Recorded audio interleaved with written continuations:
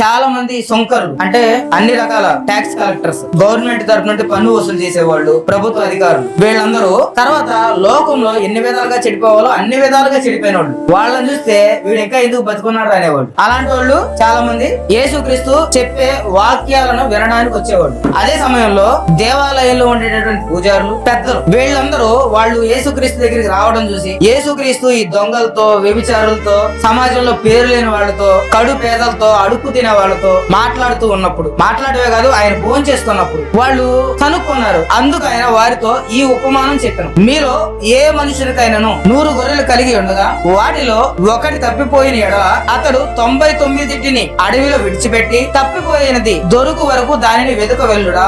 యేసుక్రీస్తు ప్రయత్నం ఏంటి? వాళ్ళలో ఒక్కడినైనా వెనక్కి తీసుకొద్దామని, వాళ్ళలో ఒక్కడినైనా పాపం అనిపిద్దామని. అందుకే యేసుక్రీస్తు దొంగలతో స్నేహం చేశాడు, పాపులతో స్నేహం చేశాడు, వాళ్ళతో కలిసి భోజనం చేశాడు, వాళ్ళకి దేవుడు వాక్యాలు చెప్పాడు, వాళ్ళని మారు మనసుకు తీసుకొచ్చాడు.